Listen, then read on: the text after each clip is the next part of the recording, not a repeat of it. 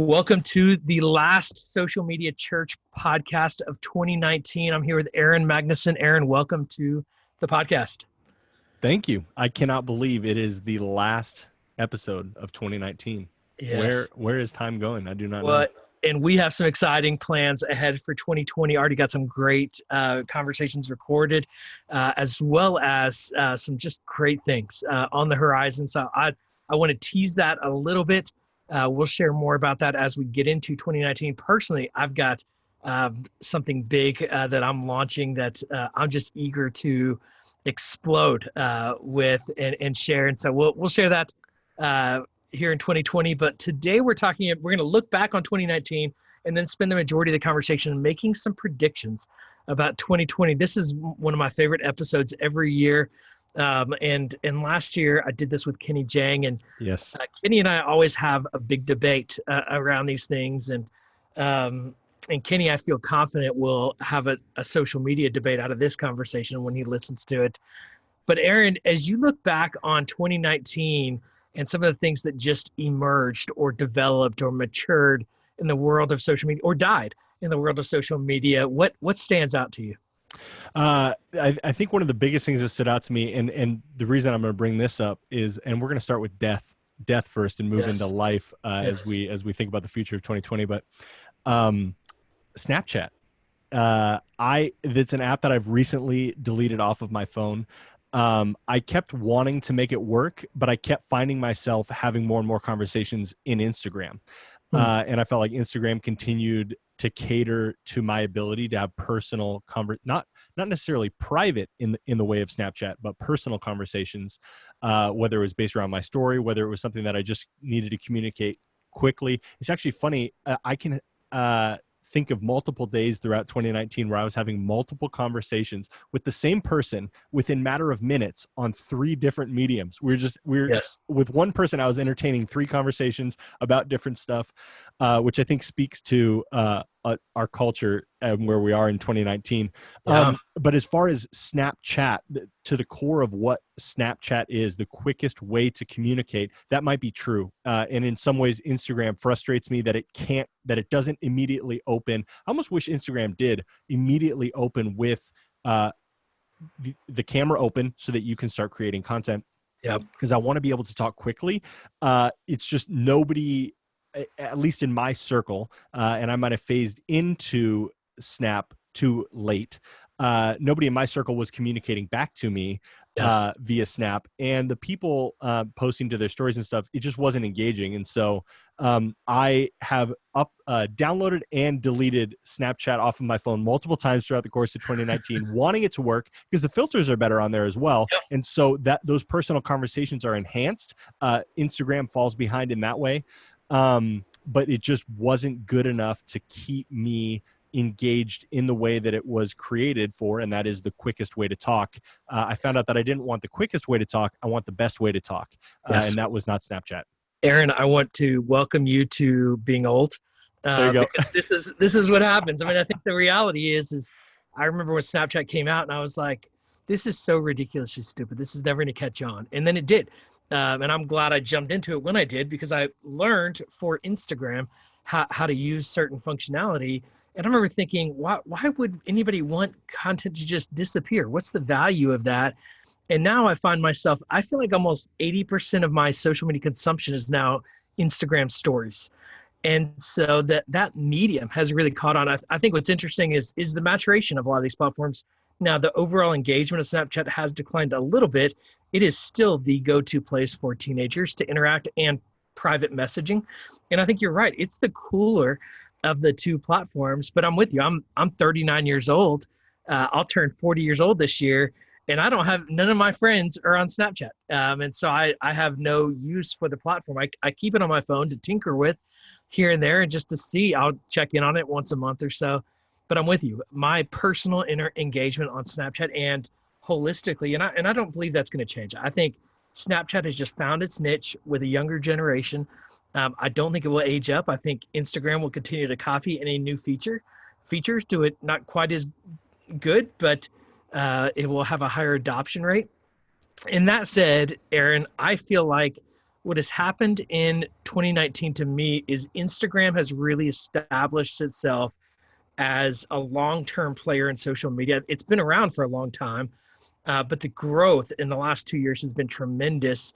It's now over 1 billion monthly active users, and it has my attention more than anyone else. And honestly, anybody over the age of 25, I feel like between maybe 25 and 50 is living on Instagram. And that's where the engagement is. And I don't see that significantly changing over the next couple of years. I think as we look forward, I mean, I think when you look at Instagram has expanded from Instagram post to Instagram stories to Instagram live to IGTV and direct messages, you kind of have this holistic platform in one mobile app. And so I think Instagram is here to stay. And I think the continued growth and expansion of Instagram in 2019 is really incredible. I don't know that they did anything real new though. I mean, IGTV was year before, it maybe grew a little bit, but not tremendously. Instagram stories, maybe you had more stickers, but I don't know that it changed tremendously. I mean, maybe the polling feature was new this year. I don't know if that was around 2018 at all, but it didn't really change a lot, but it just the adoption rate and the engagement just seemed to be through the roof.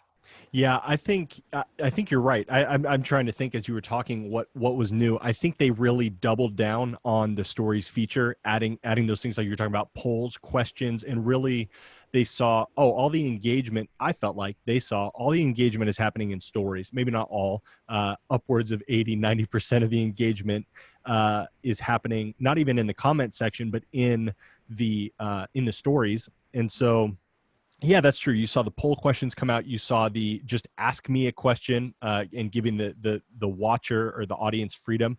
And those almost, it seems like what Instagram did was a really good job. And I think it's why their live feature isn't so great. They did a really good job of making all of the stories feel live, whether you saw it live or not, by incorporating those features. Because you could still reply with a question. You knew that the story person was the person who ushered the story was going to see that. And then hopefully get back to you. That's funny that you say that. I haven't figured out a great way to utilize that. And I'm honestly really bad at going back and checking, because I always like to make sure that I have stuff in my story for the sake of people, but I'm not great at going back and sharing results or whatever.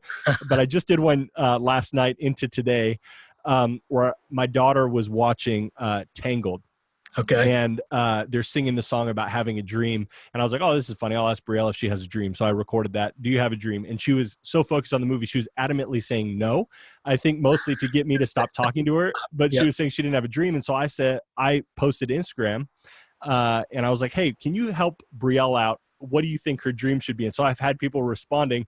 And then what I really like is when you share the answer, you can also tack on another video. So I'd have the question up in the upper corner, and I'd ask Brielle, do you want this to be your dream? So far, she said no to everything. I have a couple in the hopper that I haven't asked her about yet that I need to, that I think she might actually say yes to, like starring in the Frozen 3 movie, if that's a thing. But there's ways that it engages your audience where it's like, reminds them, Instagram was good about, okay, stop just consuming the content and give low bar things to actually engage with these people who are giving out content. And the people who are able to, and I'm not saying this was me at all, the people who are creatively able to execute on that at scale, I think those are the stories that you and I watch most often. Yes. It really is incredible what's happening there. And I think as we get into 2020, I think we're going to have a lot of that, those conversations. And Aaron, one of the things that I do every year is I pick a platform of the year that I'm going to specifically dig into and prioritize. And so in 2018, it was Instagram. In 2017, it was Instagram. 2018, it was YouTube. 2019, it was LinkedIn. Oh, very good. Yeah. And so in 2019, I spent a lot of time. I logged into LinkedIn every single day in 2019, at least that I can remember. I don't remember a day I didn't log into LinkedIn. I prioritized unique content for LinkedIn. I started engaging with LinkedIn Live and posting videos on LinkedIn and communicating actively on LinkedIn. And practically, I saw a lot. I mean, I think I doubled the people that my followers that were connected to me. A lot of that came from a YouTube video I did about LinkedIn, where a lot of people then asked me to be connected or started following my content there. But so LinkedIn was a priority for me, and I think it's continuing to grow and expand from a ministry impact standpoint. I still don't think it should be a priority, for pastors and ministry leaders, but I do think it's a good place to be engaged, and I think it will be a platform that will continue to grow. Aaron, I'll share towards the end of the podcast what I'm going to focus on 2020. Very I'm good. curious where you are as well. The other things that I saw develop, and this isn't based on any data, but I think we naturally saw YouTube continue to grow. And I believe YouTube is less of a social network and more of the future of TV and how people are now consuming video content, both on their TV, on their mobile devices, and on their computers. And I think that will continue to expand and grow. I feel like there was an expansion of WhatsApp. Now, personally, I've gotten into more group chats that people have invited me into. And WhatsApp was very foreign to me before 2019. And I used here and there, where now I feel like I'm actively participating in conversations on WhatsApp. And I expect that to continue. I think it was interesting just in Facebook news that the WhatsApp founder and the Instagram founder both left Facebook this last year. And I think there were a lot of questions, what's going to happen? Well, Facebook doesn't seem like they've skipped a beat since they left. So I think that's interesting. And then the other big news in 2020 was Facebook spending time with the government, a lot of time with the government, and losing a lot of trust with what are they doing with their data. And so I think there are a lot of questions still of what's going to happen with Facebook with their data, and what happened, where does that go from here? Because I don't feel like that's resolved. And then there were a couple other developments I want to bring up around Facebook. But Aaron, any thoughts you have around the data issues that Facebook experienced in 2019, or people that you've come in contact with? Yeah, I think my first response to when all this was going down, I totally forgot about that. I'm glad you brought it up. My first response to that was a humorous one, in the sense that I just remember reading the articles and I was just like, I'm sorry, what did you guys think was happening? Were you unaware that you are giving mass amounts of data to, like, just by existing on Facebook? First of all, why do you think it's free? Why do you think the product is so good? And I think at the time of this recording, so for the people who are maybe listening to this in the future, this might be a strange conversation or an archaic age that we lived in, where we weren't in control of our own data and we didn't make money off of our own data, those sorts of things. But for the world we lived in 2019, I don't know what people thought.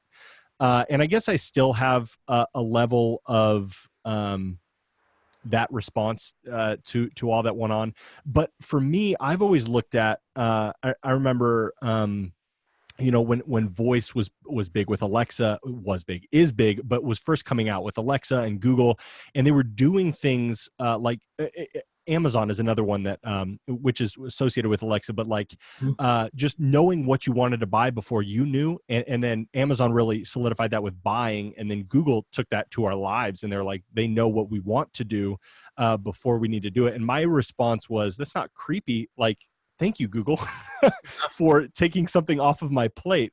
And so my view on data has always been, if they can take my data to make me a product for free that is going to serve me better, take all of the data you want. Now, I'm saying this in 2019, where there is no option to for people to purchase my mass and your mass amounts of data that clearly we're investing into these platforms. Now, a Nils Smith that says, man, I'm going to invest in this app for this entire year. Now, if there's a way in the future where you can actually make money off of that, that's a different conversation, right? You'd be very upset if they're mining your data and you're not seeing any of it. But that's the world we live in 2019, and that's fully what I expected. And what I get in return is a way better product. And way better innovation. So do I hope we live in a world where if I invest for an entire year into a platform and that ultimately makes me money, or makes I'm getting some sort of asset off of what I'm contributing? Yeah, that's great. And I think that's where we start to move into like the decentralized talk, and that might be a big player in 2020 in the future. But as far as am I upset? No, me personally. Now, people on the whole, creating skepticism. Anytime you're doing stuff that's shady, that's in the dark, that isn't very transparent, regardless of if it's cool or not, that element of pulling the rug out from underneath people, which I think we experienced in 2019 like never before, where we really felt like, wow, maybe I understood it a little bit, but I really feel like I got the rug pulled out from under me. I can appreciate that take, and I can appreciate that people might have felt that way. That makes me wonder for the future, especially with these upcoming generations, these kids that are like, hey, look, that's not like, not to go down a political route, but there's just stuff that happened in that 2016 election where we were okay with, the nicest way to say it, a very crass representative, and what ultimately killed the other representative was a lack of transparency. And so what our society deemed as the unforgivable sin was a lack of transparency. And so when you're moving into a world where transparency is everything, and the younger generations value it, it makes me interested for the future of Facebook. They are massive, and they could ride in a decline for a really long time. So I'm not saying they're going to disappear, but I am saying if we're talking about where the next thing is, or the next thing for young people, it's really hard. And it's interesting, Instagram here at the end of 2019, every time you open the app, it has a little Facebook, the company, down at the bottom of the app now, so that if Instagram is being associated with Facebook. And it just makes me wonder if people, when they start to realize Instagram isn't this standalone thing, like Facebook actually owns it, because I think some people are shockingly in denial about that or don't understand that. But Instagram's different. No, it's not. It's the same thing. It just makes me wonder the longevity when you've betrayed people that way, whether it's perceived or whatever, or actually reality. It makes me wonder how long you can consistently get the younger generations in there when it's like, mom and like the people who are going to stay there are the ones who are invested there and have invested a lot of time and effort there. But if you're just starting out and you have a whole swath of things to choose from, which you will in 2020, and someone else is picking I'm taking this one app for the whole year, it makes me think, well, Instagram is good now. Where do people actually want to start out? And that's, I think, what our 2020 talk will be on the latter half of this podcast. But that's what I thought about the data stuff. I can see where people are coming from. And I think it's interesting. I don't know if Facebook can bounce back because they were so devious at one point. Yes, it will be interesting to see what happens. They got in a lot of trouble, and I think it will be interesting. I said a year ago that Facebook is not, like people often ask, what is the next Facebook? There will never be another Facebook. But I would say this year became a little unstable, where maybe there is a place that if Google wanted to make a real run at social media, that there could be a place of establishing a more transparent social network. And I think there's some, and you're seeing some emergence of niche social networks. So things like Nextdoor really emerged this year as a social network for neighborhoods. And, I really see Bleacher Report developing as a social network for sports, and becoming more and more social rather than just, sports news. And on that, not to interrupt you, to prove your point, I'm getting more and more followers on Bleacher Report, and I'm not even trying. Let me say, I'm not being social on Bleacher Report at all. Yeah. I'm getting more and more followers on Bleacher Report every day. Yep. And I just had my first experience. So I went to Oregon State. Chad Ochocinco Johnson also went to Oregon State. Most people don't know that. I didn't know that. Just because it's hilarious. He never went to a single class. Okay. Chad came from a junior college, understandably because of grades. Yep. He never went to a single class. He was there long enough to go through the entire season, won the Fiesta Bowl, and get good representation so that he could get drafted. And that clearly that worked. He never went to a single class, flunked out, but that's not what he was there for, which I am totally on board with. That's a whole nother conversation. Yep. But he was doing a Q&A on Ask Me Anything, and it was trending on Bleacher Report. Yeah. And so this is what I was ultimately going to say. One of my friends who I know, who we've had from my hometown, someone I've had a face-to-face conversation with, someone I know, I got a notification that this person commented on this thing, just like Facebook. This is the app that is telling me about sports updates, sports news, scores, and everything. And it treated me like Facebook. And I was like, this is so strange. This person commented on this thing. So I went and checked it out because I was like, I want to see what this person asked Chad Johnson. And they happened to ask him what his favorite place to eat was on campus at Oregon State. To which he replied, my only thing that I was eating for a diet back then was McDonald's. And so it wasn't any local, it wasn't any like hometown thing. But I had this experience of my sports app being a completely 100% social. And so I just want to further your point. I do think that that's really interesting where everybody is looking at what Facebook started, and that ultimately is digital community. And now every app realizes we are all digital, and every app has an opportunity to be digitally communal. It is it's fascinating what is developing in the world of social media and just the internet and information, and even Wikipedia in some ways is a social network. But it's Facebook is still king, and it's not going to get dethroned overnight. It is a massive beast, and Instagram and WhatsApp are massive aspects of Facebook, and where this all goes is interesting. Let me just kind of say a couple more things about Facebook. And then there's one more that emerged this year that we haven't mentioned, but it was a massive emergence in 2019. Facebook here's one thing. They introduced Libra.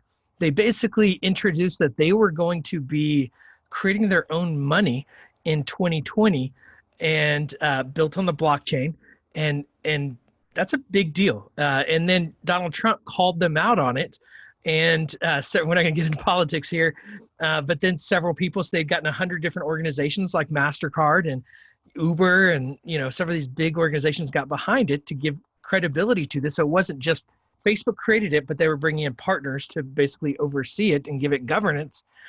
And then after a lot of the government trust things, these organizations pulled out. So it's going to be very interesting to see what happens with that in 2020, but really speaks to some of the trust issues. But fascinating that a social media company has gotten into creating money and what that means, because it's almost like this whole world of there's 3 billion active users, and if they have their own currency, what does that mean for the future of transactions and governments and all kinds of things? So that gets really complicated.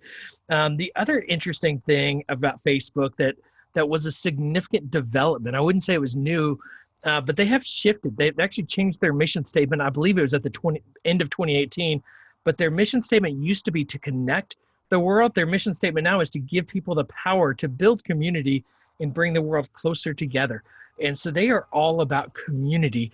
And what their primary focus in 2019 was is Facebook groups. And so you heard that on this podcast a number of times, build Facebook groups, the power of Facebook groups in your church. Nona Jones came on here and talked about Facebook groups and how important this is as a representative of Facebook. And so we saw that significant shift in focus of Facebook groups. And I would say the majority of my interactions on Facebook are now in Facebook groups. It makes a lot of sense. And even when I go into Times Square, I have not been to Times Square in 2019 without seeing a Facebook groups billboard. And so they're significantly focused on that function of their platform. Are you seeing the same thing, Aaron?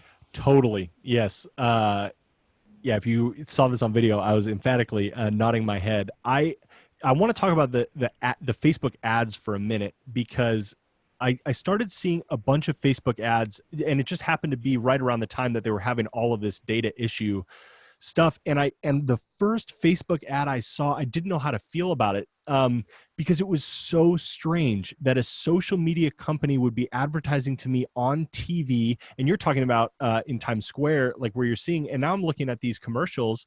And I think what's interesting is our church is actually trying to figure out how to shoot these, because we're trying to get people into community at our church. And we want to totally rip off their commercials and be like, hey, look, we have all these groups, all these people doing these different things, get into community.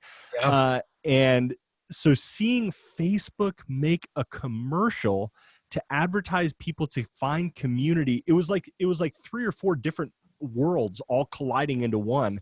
And I think that's ultimately what 2019 is. I mean, both of us on this podcast have uttered, not to get political, we've talked about money and all of these random things that we're talking about that I don't think are so random anymore. because we're entering into a world, into 2020, where we are all digitally, we understand digital community, where those used to be not the same thing, and not even a thing. I mean, there was digital things that you consumed for reasons like a hobby, whether that's television, whatever that is. And now we all seem to live in whether we realize it or not, we all live in this digital world. Some of us have been living in a digital world in chat forums and stuff for a really long time. Yep. But the transition that seems to have happened in 2019 is that now everybody lives in a digital community, and it takes no skill or knowledge or effort to do that. You just do it. Yes. And so we shouldn't be surprised when we start seeing Facebook isn't a social media company. Facebook is a company, and their skill is digital community. And the advantage that they have, and what's really going to keep them solidified, they're the first ones to do it and be resourced to do it to a really large scale. Yes. And so they're setting the way. Well, they've already set the path for what a digital community looks like. And now we see stuff like Bleacher Report, where everybody is trying to not become the next social network. You were correct when you said that. They are all trying to capitalize on digital engagement for how we all live our lives. Yes. And I think, we're spending a lot of time talking about Facebook. We have about Instagram and Facebook groups and Libra. Yes. The other thing I want to bring up with Facebook that's actually, I think, very significant is that they've gotten into hardware significantly now. People that listen know that I'm big on virtual reality and Oculus. I cannot believe it's moving so slow, that space. I thought mass adoption would have happened much faster. I think Facebook did as well. But can I say this one thing really quick in Yes. regards to that? I have a coworker here who is also massively, and on my shelf back here, you can see my Oculus Quest. But he was having a difficult time walking for this Christmas season, 2019. He was having a difficult time walking into a store to find Oculus Quests. He's super into. He's been into VR for a long time, and they just came out with a technology where you can actually connect it to your computer, which is what he's excited about because he's an online gamer.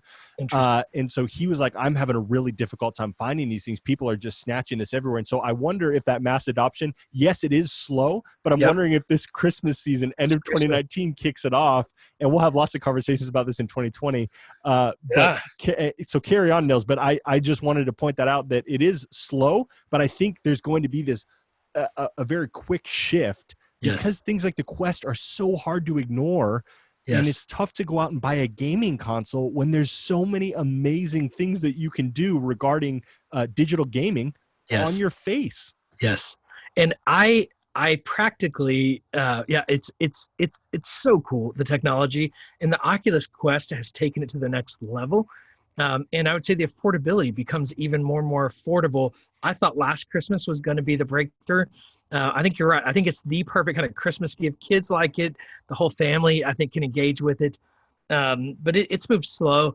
What has really been cool this Christmas for my family is we got Facebook portals for all the grandparents that connect to the TV. So my mom doesn't have a good TV, so we actually got her like the picture frame one.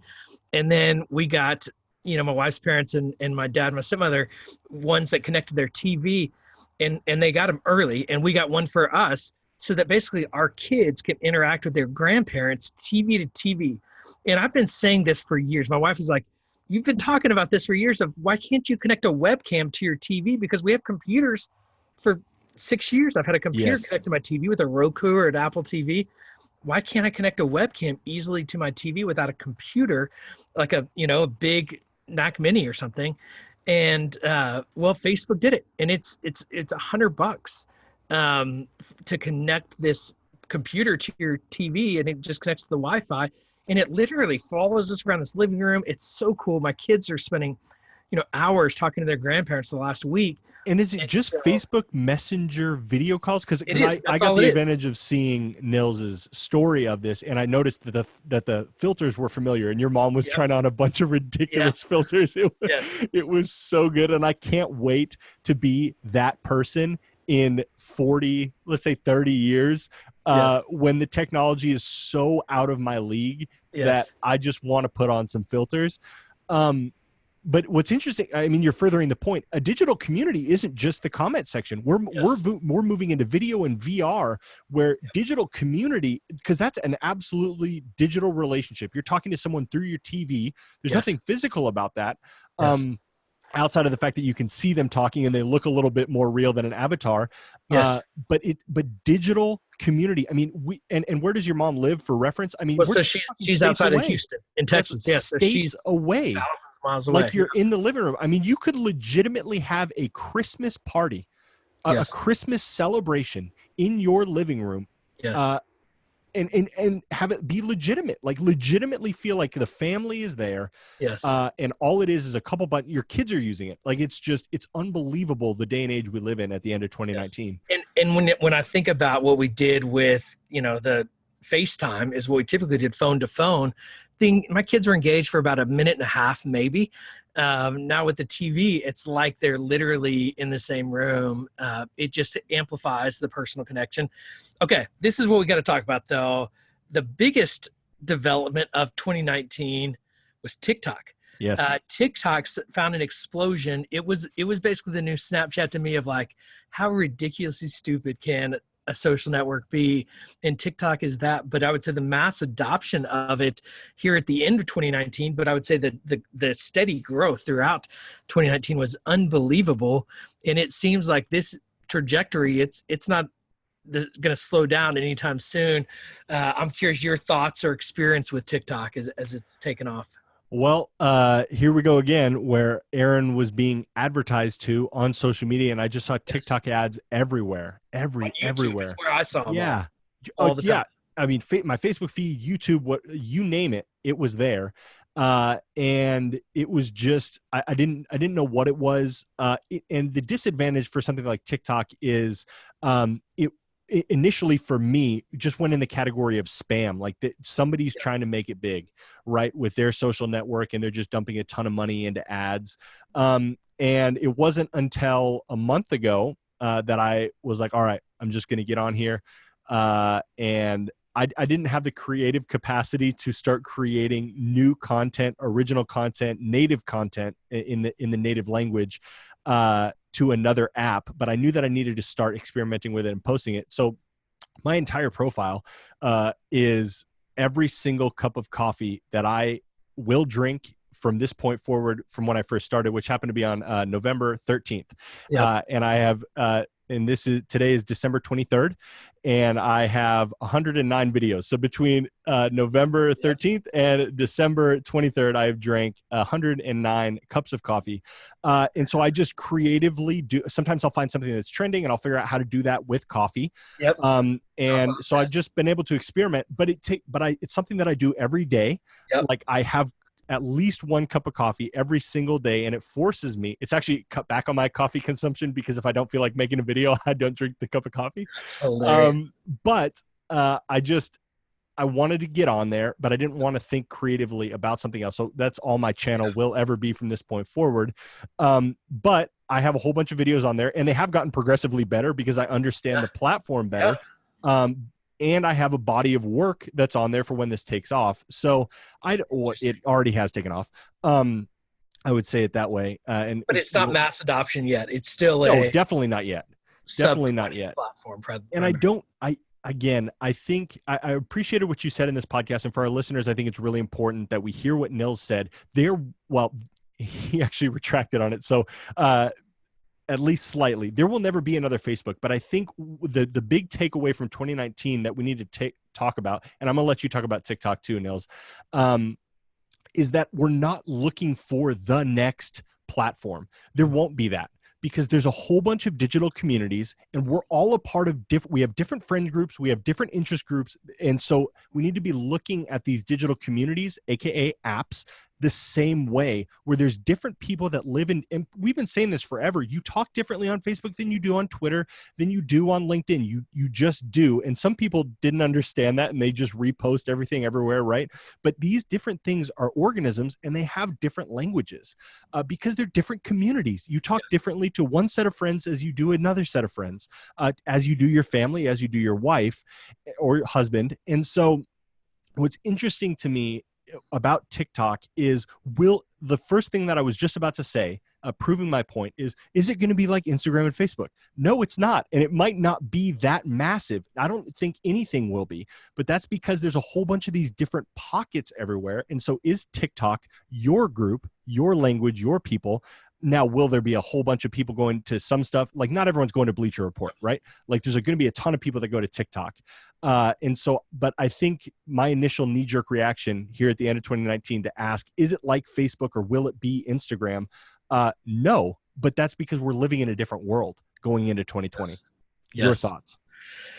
Yeah, I think at the end of the day, we're learning a new medium, and it is I love what you've done with a cup of coffee of just figuring out a way to use it, because I think that's the core of I use social media personally as an experiment so that I can then help others better use it. And sometimes you just got to find an excuse of how to use it. And so how to use filters, how to use music in the background, how to use whatever the function is, start using the platform and figure out how it works. And then you'll begin figure out how to create better content or what engages best in your voice. But don't overthink it. By the time you've just thought it all out, it's changed again. And so you need to just start using it. So I love how you've addressed it.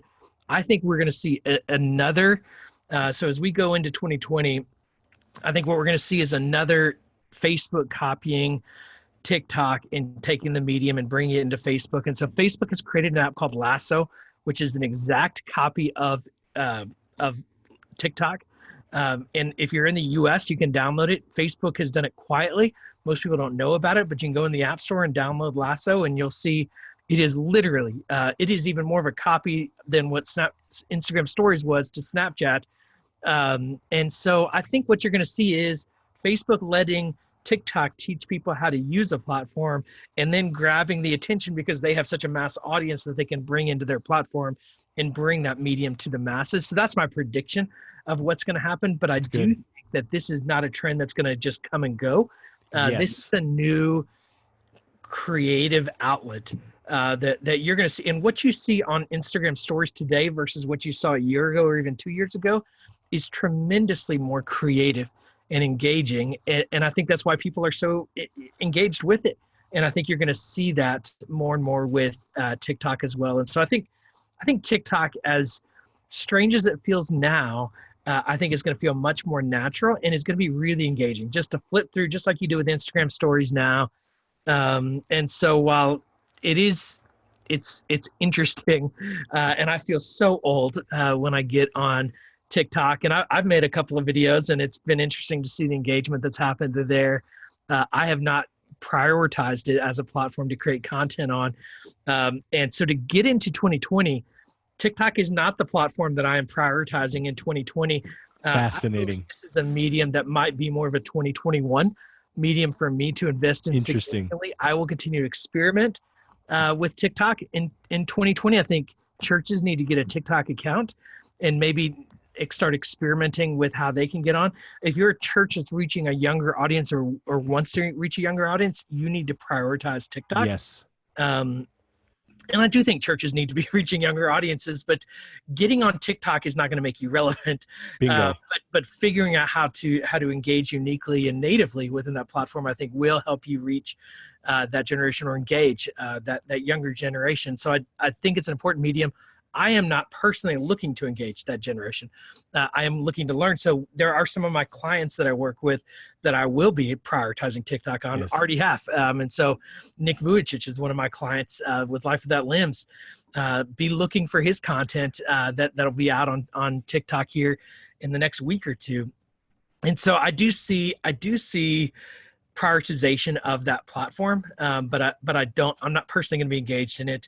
The thing that I would say, as I look to 2020, I think Instagram is going to continue to win. Totally. I think YouTube, while I said it's not a social network, I think the social side of YouTube is increasing significantly. And so I would prioritize that and make sure you're interacting with the content on YouTube. And YouTube actually has its own social network kind of built into it. The engagement isn't real high on there. But when you get, I think it's 10,000 subscribers, you can start doing stories and some other things. Do you watch those, by the way? Every now and then, not a ton. Yeah, same. But I think people will. I think people will start watching more of those, and I think that's going to become more of the experience within YouTube. And so I expect that to continue to expand. But I think Instagram continues to be where it at. I think Instagram, IGTV. This will be a year that IGTV continues Fascinating. begins to pick up more momentum. And so, will longer you start form, posting to IGTV? I will probably post once a month to IGTV. I don't know that it's, YouTube from a content standpoint, it will continue to be my priority. I might start repurposing more of my content to IGTV. So maybe more regularly with repurposed content, but I'm not going to be creating much native content for IGTV. Yeah. And I think for the most part, we'll just have to, we'll have to see. I think we don't know going into 2020 what is going to grow and develop. But I do think TikTok is going to continue to grow. I think Instagram engagement will continue to expand. I think really figure out how you use Instagram stories. I think that will continue to be a significant part of our engagement on social media. Aaron, I'm curious your perspective. What do you see, and what do you see churches needing to prioritize going into 2020? Yeah. So I need to put you on the record. So you are saying Nils Smith is saying his app of 2020 is Instagram. Is that what you're saying? I would say for churches. I actually, and I was thinking that. I was thinking about kind of going back to 2017 when I first prioritized Instagram and focusing on Instagram, because that's when I saw the biggest growth of my Instagram following and a lot of engagement. And I have actually seen a decline. I actually saw a spike in engagement, and then turns out there were all these bots that had gotten into Instagram and was messing up their system, kind of gaming the system. And so I was getting, for a little while, I was getting like 1,200 views on every story. And now I'm back to like 500 or 600 views on every story. So it's interesting to see how things go up and down on the platform. But yeah, I'm always watching the numbers though, where attention is. And so I do think attention is on Instagram, and that's where churches should prioritize. Yes. I'm going to wait though. Oh, okay. So you do have something else that Nils Smith personally is going to focus on. Yes, and I think it should be a priority for churches. But what I try to do is focus on a platform that I think is emerging. Yeah. And that where I think churches might need to focus on 2021. Okay. All right. Now I say that to say, or where even, I've been very focused on business leaders and small business in a lot of the work that I do. And so LinkedIn made sense for that, and I am using it with some of my business clients, and that's been helpful. But I don't think church leaders need to prioritize that. So, but then I want to hear what you think is ahead for 2020, and then we can maybe share where we're going to focus our personal time and energy. There you go. Yeah, I think Instagram, as far as the church is concerned, figuring out how to do Instagram community really well, because there's a lot of one-on-one interactions, whether that's in the comment section, whether that's a friend tagging a friend in the comment section. When I look at the comment section on Instagram, unlike YouTube, which is where I think YouTube is actually a communal social platform, is in the comment section of regularly posted channel content. Yes. That's where the community happens. I've friends who look at YouTube and they're like, one of the first things I do is go into the comment section to see what people are saying about this video before I continue or not. And so the community is actually, that's the communal part of YouTube.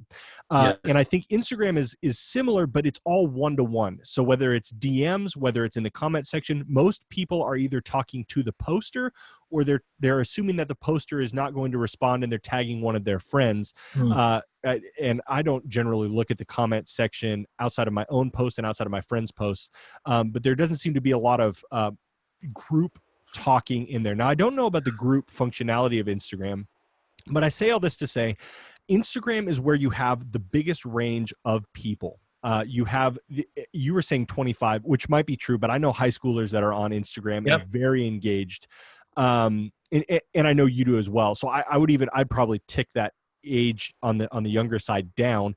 Now I don't know where it peaks or where it gets older, but I know that there's people my parents' age certainly on Instagram that engage with my stories and those sorts of things. And so as far as churches go, and us as individuals as well, the best connection with the most bang for your buck will be Instagram, period. And so your church needs to be posting engaging content and you need, and not just your church, but you as a representative of your church, whether you're a pastor, regardless. I mean, one of the best advocates for Hillsong New York is Nils and Katie. And so I try to be one of the best representatives for my church is me.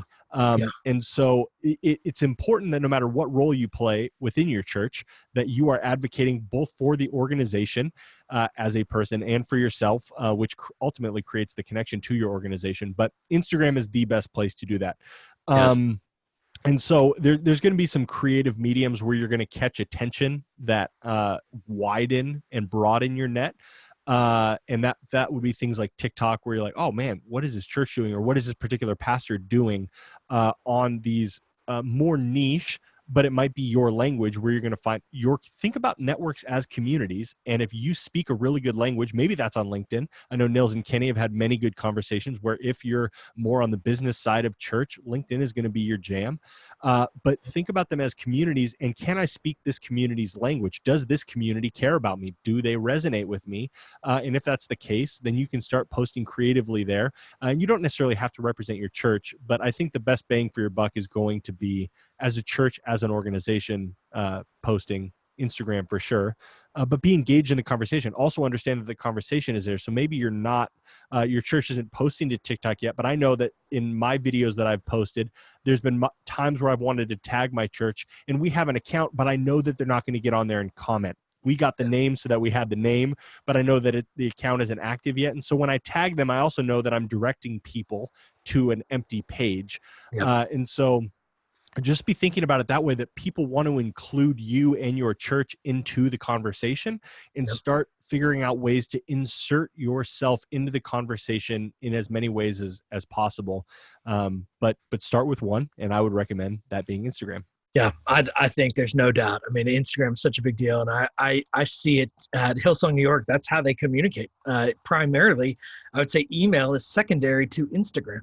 And fascinating. So really is interesting the way that works and the way that is effective today, and how people communicate and where they consume content and instantly can consume content. One church I do want to highlight, in full transparency, they're a client of mine, but I think they emerged in 2019 through social media in a very significant way, and that's Transformation Church and Pastor Mike Todd. Pastor Mike has over 800,000 Instagram followers.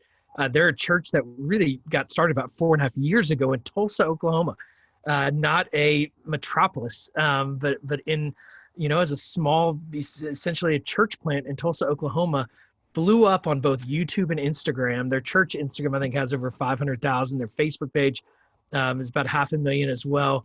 And so it's just a church that leaned into social media on Instagram and YouTube primarily, and saw an explosion and putting content there. And it tells me that social media can be such a resource. Now, their physical church has grown tremendously, but so is their online. I mean, they have probably more than 250,000 people consuming their online content a week. It really is incredible how God is using social media to take their church further. And I think it's a testimony to the power of social media and how a church can really, by just making a significant investment into these platforms, can see such a massive impact. And so anyways, I want to highlight that. And if you're not familiar with Transformation Church, go check them out. And Pastor Mike Todd, and they're just doing such an incredible job on social media. Now, Aaron, I want to get into the social media platform that I'm going to focus in on 2020, and that is Messenger. Messenger is the platform that I'm going to be focused in on. I have been preaching Messenger bots for 2 years. I have not personally invested in Messenger bots on my personal platform or even on the social media church platform. Now, we have a Messenger bot on both of those platforms. Yes. We're minimally using it. I'm not personally engaged. My team is setting it up, and it's kind of a set and forget. I want to be engaged on the Messenger bot on an almost daily basis, developing it, monitoring it, engaging with it on both of the platforms of my personal page and on the social media church page. And so that is where I plan to invest the majority of my personal energy in social media in 2020. And I believe churches need to be developing a Messenger bot. But I believe before I can legitimately push it as much as I have, I need to personally be more invested. I need to better understand it. I need to understand even how it's developing, because I studied it closely 2 years ago, and then I continue to preach the same thing that I did then, but things are changing. And I think where artificial intelligence is coming into these platforms, Messenger is going to be a big part of our future. And so yeah, that's the platform that I'm going to be prioritizing in 2020. It's maybe not as much of a social network though, so I do want to kind of give that, but it is a part of Facebook, which Yes. is, and this is an app. This is part of their family of apps.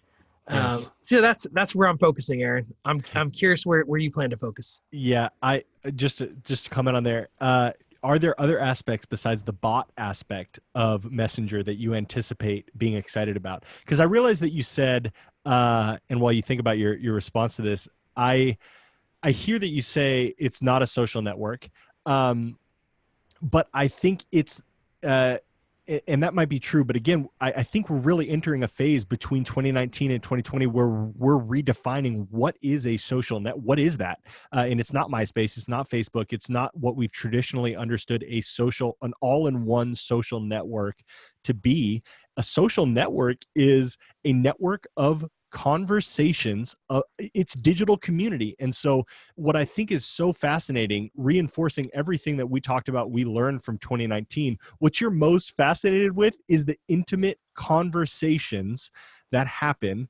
And this is why I ask, outside of a bot, I'm curious if there are things within this app, which is essentially a glorified texting app, Yes. a more robust, a more communal, I would argue, texting app. I'm curious. So it surprises me in the sense that I didn't even think about it. Like it wasn't on my radar in that way. But it doesn't surprise me in the sense that this is where we're moving. We're moving to a culture where it's all about the DMs. And it's all about the intimate digital connection relationships that we have. And so it's not surprising at all that Messenger would be that focus for you. But I am curious, because bots are really interesting. And yes, you've been preaching bots for a long time. I've done my due diligence a couple of years ago with bots, but I've, like you, been kind of out of touch recently. But I'm curious, outside of bots, is there something else about the Messenger app that you're really curious, or that you think you're going to stumble across, or that you really want to investigate in 2020?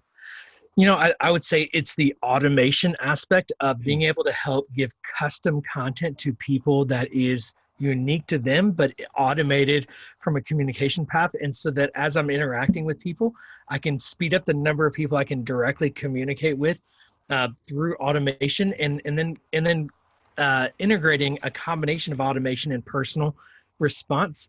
And so that's really where and then what I see developing, and why I'm going to prioritize this, is I think LinkedIn, there will be LinkedIn bots in the future. I think there will be Instagram DM bots.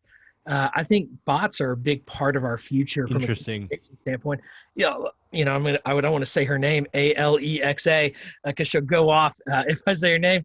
But that's basically a bot. It's a voice bot. And so when that happens, that's wildly entertaining to me, by the way. It's just like, it's a her, first of all. Yeah. Oh my goodness. That is funny. And she's a big part of my life. But I've gotten into building some skills for that. But really the way bots work is it's basically like this, like automate, like you kind of come in and you choose your own path. And then there's AI. If you say this, I'm going to respond with this. And, but then you can set up all kinds of things. We can, here in New York with delivery.com, I can have ice cream delivered to me, and I pay through Facebook with Messenger so easily, and they deliver it to my house. It's incredible what is possible through Messenger. I want to figure it out better. I want to figure out how to sell things on Messenger. I think for all the nonprofits I want to work with, how can they increase donations through Messenger? How can, I think my vlogs, I'm going to start communicating those out through, and our podcasts we actually do on the SMC bot, but we don't drive a lot of engagement there. It's just whoever happens to find it. And so I want to prioritize getting people engaged with me on Messenger and with Social Media Church on Messenger. And will your personal profile have a bot? Like, are we talking like that level? You have to have a page. You can only. But would you set up I guess you wouldn't do that. Do you anticipate that being a world? Like I do. Okay. And I think what it is, we're gonna just, and you're seeing this even with some Gmail stuff of like there's just some auto responses that Yes. are, do you want to just say this, that are trying to speed up communication. So I do think that will become more and more of email as well, and how communication happens. So automation is going to become more and more part of our lives. But what I don't think what I don't want to lose is personalization. And so how can I speed up, because I am at a place, and I've been at a place where I can't respond to every email I get. I Yes. can't respond to every text message I get. Yes. I want to, I hope to, I try to, but there are limits. And so I want to try to create scale to be able to help as many people as I possibly can. Um, and so I don't love automation, Yeah. but I think it's something that can help, and help a lot of people, and help people that want to reach people. I think about a church like Transformation that went from like 500 to 50,000, seemingly overnight. Yeah. How do they help engage that congregation? Totally. You've got to think at scale, and I think automation and Messenger is a significant place to do that, and I think it's going to be a big part of our future. So really figuring out the automation, figuring out the AI, figuring out how to grow and move people into it, how to track, and create segmentation within it. So ChatFuel is what I use to build messenger bots, and I'm going to lean into ChatFuel. I'm going to go to as many webinars as I can on ChatFuel, and I'm going to lean into Messenger this year. And I hope everyone listening to this will subscribe to our Messenger bot and send us a message there, and send me a message, and I'm going to and you'll see as I get better. And Aaron, I hope you challenge me throughout the year of how's it going on Messenger. Yes. So. And all you have to do is comment on one of SMC's Facebook posts. It's that simple. I get surprised by it every time, and it's like, oh, this is great. But again, the bot isn't worked out. It's not fleshed out. It's not even working at even 1% capacity of what it could do. But it's really cool that you can just take something as simple as just commenting, because it lowers the bar for what people have to seek out. Like they don't have to send a message. They don't even have to find your page and then send a message. All they have to do is comment on something that they were probably already engaged with, and then they get subscribed to that Messenger bot. So check that out. Comment on as many Facebook things as you can, and you guys can all challenge Nils as well. Through so your Aaron, comments. where are you going to focus 2020? Yeah, good call. So I want to take the question a little bit. I'm going to say my 2020 wish list, because my focus is unlike yours. While it's admirable, I would fail miserably. My priority will continue to be Instagram until the audience that's engaging with me disappears from there and goes somewhere else. And I don't anticipate TikTok being the place. While I will be posting content there, learning it, because it is a very different avenue of creation and consumption than we have ever seen before. And that fascinates me, and it's entertaining as well. I don't know that my community is there. Maybe it will be eventually, and then they can catch up on all the cups of coffee that they missed with me. But my wish list, there's two things that I'm wishing for. There's something called voice.com, and you should go over to voice.com. Yeah. And I saw Nils put it back on my radar. I have a friend that is that I played football with at Oregon State who is he turned me onto it first, super interested. And it's coining itself as the first decentralized social network, to where it is exactly what Facebook is not, in the sense that it is completely transparent with what is happening and how you are receiving things, all of that. It's completely transparent. And so I want something like this that's just completely new and different, in the same way that TikTok is, but in its own right, to take off. And so Voice, VOICE, voice.com. Nils posted about it recently. I need to do my due diligence and go back in there and look to see where they're at. I subscribe to their mailing list for when it's going to launch, which I don't remember what that is. Nils looks like he's looking on his computer, so he might be able to weigh in. But Voice is something that I'm really interested in, because I think it's going to be so different. I'm just curious to see what a decentralized social network looks like. And do they have a launch date on their, Nils? I don't see a launch date, but I thought the beta was going to open up in January. Okay. But so that's my wish list. I'm fascinated by voice.com and what this is going to be like. And if there is one that I think is worth tinkering in for a month when it launches, this will be that platform. It really intrigues me. Yeah, this one seems legitimate. Like it actually seems kind of legit. I guess there's three things. So the second thing on my wish list is, and Nils has done a great job of toying this all throughout 2019. So you need to listen to some previous podcasts, but talking about who is going to adopt Twitter, or who is Twitter, who's going to link up with Twitter. I don't know who's going to adopt who, but who's going to link up with Twitter, because I love Twitter and I cannot believe how good you can tell Nils and I are sports fanatics. That's why Bleacher Report even entered this conversation. I am amazed at how good they are delivering me, not delivering me sports news, consolidating the games that I care about, the scores that I care about. They've made them visually beautiful, to where I'm wishing, and this is why it's on my wish list. My wish is that Google steals them, because I have a Google Pixel 2 XL phone, and so Google is natively wired in there. Google is this close to actually delivering my sports news to where I don't need Bleacher Report and I don't need to go natively to Twitter. They're so close. They're missing really key elements, like plays as they happen, more details about the specific game, but how they are notifying me. Like, I have automatic games that get pinned to my screen 5 minutes before they start. The problem is they don't tell me enough information to where I don't need to open up the Bleacher Report app. I still need to do that. I still need Twitter. But if Google and Twitter get together, what could be created because of the automation of Google, because of how well Google personally knows me, and because of how much I care about the conversations that happen on Twitter. I myself am not a contributor on Twitter. People don't care about what I say. I'll tweet, I'll do all that stuff, but there's very little response. But I certainly care about the conversations and the news breaking aspect of Twitter. And if Google and Twitter get together, my personal needs on the Google side, my interests on the Twitter side, and get together, I would completely eliminate certain apps from my phone because it would be that good. And so there's stuff that Twitter is lacking as well that Google's providing me, and there's stuff that Google's lacking that Twitter provides me, to where I would love to see Twitter get a boost.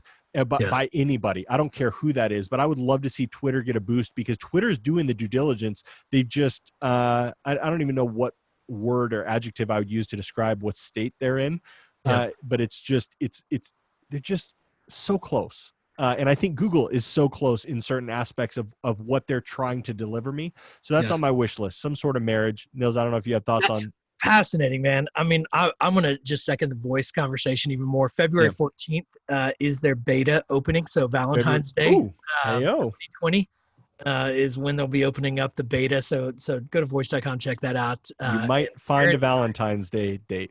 Yes, I might be actually jumping on February 15th to keep my marriage strong. So you can look for us on February 15th. Yeah. But yeah, I think that's neat. And then I cannot believe that we talked social media for, it's now almost like an hour and a half, and not brought up Twitter. I think it speaks to where Twitter is today. Exactly. It's one of my favorites as well, but it's niched. It's not a mass social network, and it's still 300 million active users, but it is a news app. And I think you're right. I have said for a long time that I think Google should acquire Twitter. Now, personally, I think Jack Dorsey is my favorite CEO of all of these leaders in this space. I think he's a fascinating leader, an innovative leader, just a genuinely good guy. And I would love for him to become the CEO of Google and see what might happen there. Google has gone through a significant leadership shift this year.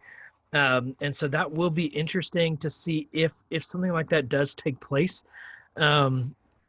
We will see. There is a lot of attention going in a lot of different directions and a lot of things that could happen in 2020. So I think what's exciting about this conversation is we will have to keep having conversations, because things will keep changing. The opportunities will keep increasing. And churches need to just dig in to social media, because it clearly is not a fad.